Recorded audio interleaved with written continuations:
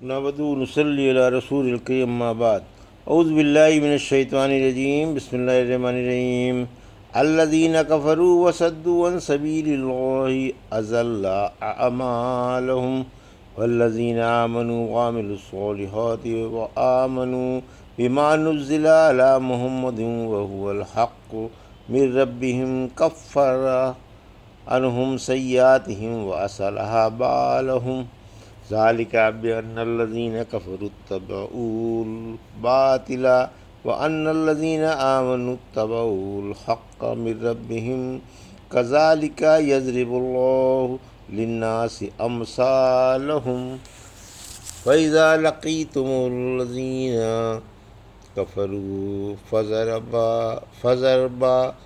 فضرب الرقاب حتى إذا أثخنتموهم فشدوا الوثاق فإما منا بعد وإما فداء حتى تضع الحرب أو زرها ذلك ولو يشاء الله لانتصر منهم ولكن ليبلو بعضكم ببعض والذين قتلوا في سبيل الله فلن يضل أعمالهم۔ ابھی آپ نے سورہ محمد کی آیت 1 سے 4 کی تلاوت سماعت فرمائی۔ سورہ محمد اور اس کا دوسرا نام سورہ قتال بھی ہے۔ بترتیب مصحف یہ 47ویں سورہ ہے اور بترتیب نزول 90ویں سورہ ہے، اور یہ مدنی سورہ ہے۔ اس میں 38 آیتیں اور 4 رکوع۔ ان آیتوں کا ترجمہ اور تفسیر اس طرح ہے۔ بسم اللہ الرحمن الرحیم۔ الذین کفروا وصدوا عن سبیل اللہ اضل اعمالهم، آیت 1۔ والذین آمنوا وعملوا الصالحات وآمنوا بما نزل علی محمد وهو الحق من ربهم کفر عنہم سیئاتہم وأصلح بالہم، آیت 2۔ ذالک بأن الذین کفروا اتبعوا الباطل وأن الذین آمنوا اتبعوا الحق من ربهم کذالک یضرب اللہ للناس امثالہم، آیت 3۔ ترجمہ۔ میں اللہ کے نام سے شروع کرتا ہوں جو بڑا مہربان اور انتہائی رحم والا ہے۔ جنہوں نے کفر کیا اور لوگوں کو اللہ کی راہ سے روکا، اللہ نے ان کے عمل غارت کر دیے، اور جو ایمان لا کر اچھے عملوں میں لگ گئے اور انہیں اس کتاب پر یقین آ گیا جو محمد صلی اللہ علیہ وسلم پر اتری ہے اور ان کے رب کی طرف سے برحق ہے، اللہ ان کی برائیاں مٹا دے گا اور ان کا حال سنوار دے گا۔ یہ اس لیے کہ کافروں نے باطل کی پیروی کی اور مومنوں نے اپنے رب کی طرف سے بھیجے ہوئے سچے دین کی اتباع کی۔ اسی طرح اللہ لوگوں سے ان کے حالات بیان کرتا ہے۔ یہ تھا ترجمہ سورہ محمد کی آیت 1 سے 3 کا تفسیر۔ آیت 1۔ کافروں کے عمل برباد ہیں، یعنی کافروں کے عمل کفر و راہ حق سے روکنے کی وجہ سے برباد ہو جائیں گے اور ان کی نیکیاں غتربوت ہو جائیں گی۔ سورہ فرقان کی آیت 23 میں فرمایا ہم ان کے عملوں کی طرف متوجہ ہوں گے اور انہیں پراگندہ ریت کی طرح اڑا دیں گے۔ آیت 2۔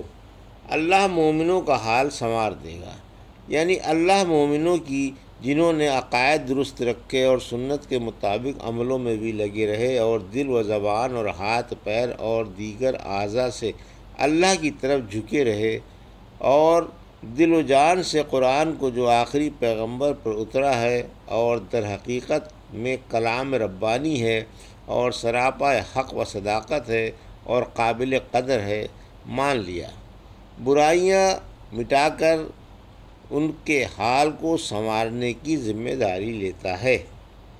معلوم ہوا کہ ایمان کی ایک یہ بھی شرط ہے کہ نبوت کے بعد آپ پر اور قرآن پاک پر ایمان لایا جائے۔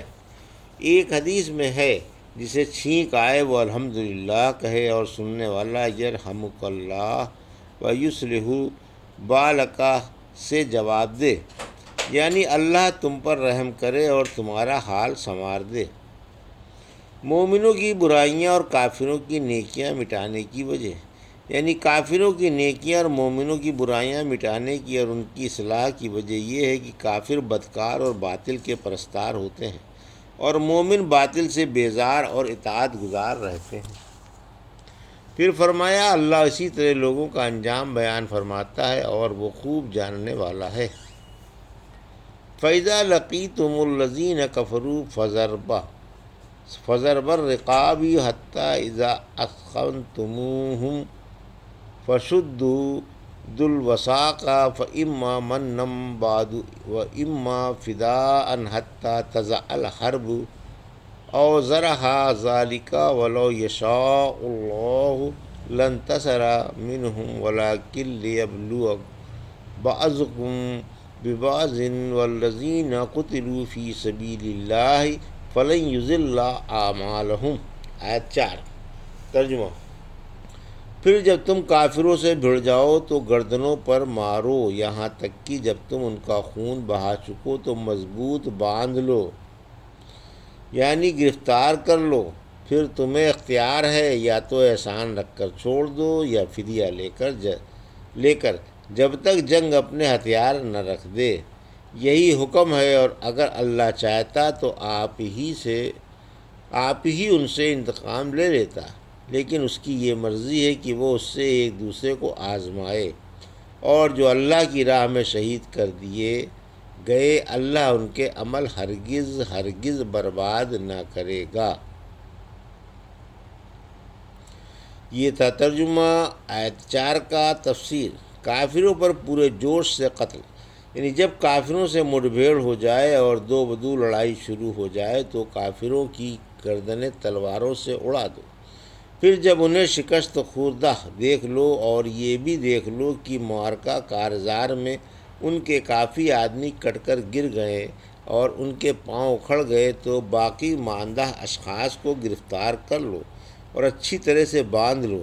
پھر یا تو کچھ لیے بغیر ہی احسان رکھ کر چھوڑ دو یا فدیہ لے کر، ہر بات کا تمہیں اختیار ہے۔ بظاہر جنگ بدر کے بعد کی یہ آیت ہے، کیونکہ اس جنگ میں زیادہ تر مشرکوں کو قید کرنے اور قتل میں کمی کرنے کی وجہ سے مسلمانوں پر عتاب ہوا تھا، جس کا بیان سورہ انفال کی آیت 68 میں ہے۔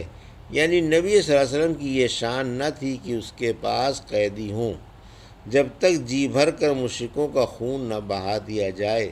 کیا تمہیں دنیاوی اسباب کی خواہش ہے؟ اللہ کا ارادہ آخرت کا ہے اور اللہ غالب و حکمت والا ہے۔ اگر کتاب میں پہلے سے لکھا ہوا نہ ہوتا تو جو تم نے فدیہ لیا ہے اسی پر تمہیں عذاب ہوتا۔ پھر فرمایا یہی ہے، یعنی مسلمانوں کو لڑنے کا حکم ہے۔ اگر اللہ چاہتا تو خود ہی کافروں سے انتقام لے لیتا اور عذاب بھیج دیتا، لیکن جہاد و جنگ کا حکم تمہاری آزمائش کے لیے ہے۔ سورہ آل عمران آیت 142 اور سورہ توبہ آیت 16۔ کیا تمہارا خیال ہے کہ یہ بات جانے بغیر کہ کون تم میں سے مجاہد و صابر ہے تم جنت میں داخل ہو جاؤ گے؟ سورہ توبہ کی آیت 14 میں ان سے لڑو، اللہ تمہارے ہاتھوں ان پر عذاب بھیجے گا، انہیں رسوا کرے گا، تمہاری مدد فرمائے گا اور ایمان والوں کے سینوں کی بھڑاس نکال دے گا۔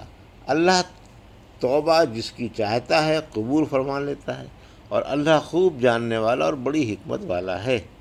شہید کی فضیلت، چونکہ جنگ میں مسلمان بھی شہادت پاتے ہیں، اس لیے فرمایا کہ جو اللہ کی راہ میں مارے جاتے ہیں اللہ ان کے عمل ہرگز رائگاں نہ جانے دے گا، بلکہ ان میں برکت ہوگی اور بڑھا چڑھا کر انہیں ثواب دیا جائے گا، بلکہ بعض شہداء کو تو قیامت تک ثواب ملے گا، جیسا کہ رحمت عالم صلی اللہ علیہ وسلم نے فرمایا کہ شہید کو 6 باتیں عطا کی جاتی ہیں، اس کے خون کے پہلے قطرے سے اس کے گناہ مٹا دیے جاتے ہیں، اسے اس کا جنت والا گھر دکھا دیا جاتا ہے، اور اس کا بڑی بڑی آنکھوں والی اور گورے جسم والی حوروں سے جوڑا لگا دیا جاتا ہے، وہ عظیم گھبراہٹ اور عذاب قبر سے بے خوف رہتا ہے اور اسے ایمان کے صلے سے سجا دیا جاتا ہے۔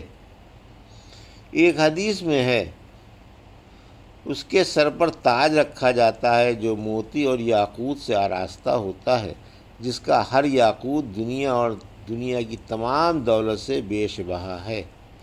اسے بڑی بڑی آنکھوں والی 72 حوریں ملتی ہیں اور خاندان کے 70 شخصوں کے بارے میں اس کی سفارش قبول کی جاتی ہے۔ علاوہ قرض کے شہید کا ہر گناہ معاف کر دیا جاتا ہے۔ شہید کی سفارش اپنے خاندان کے 70 بھائی بندوؤں کے بارے میں قبول کی جاتی ہے۔ یہ تھا سورہ محمد کی آیت 1 سے 4 کا ترجمہ اور تفسیر جو بھی آپ نے سماعت فرمائی۔ بارک اللہ لی و لکم فی القرآن الحکیم و نفعنی وایاکم بآیات الذکر الحکیم۔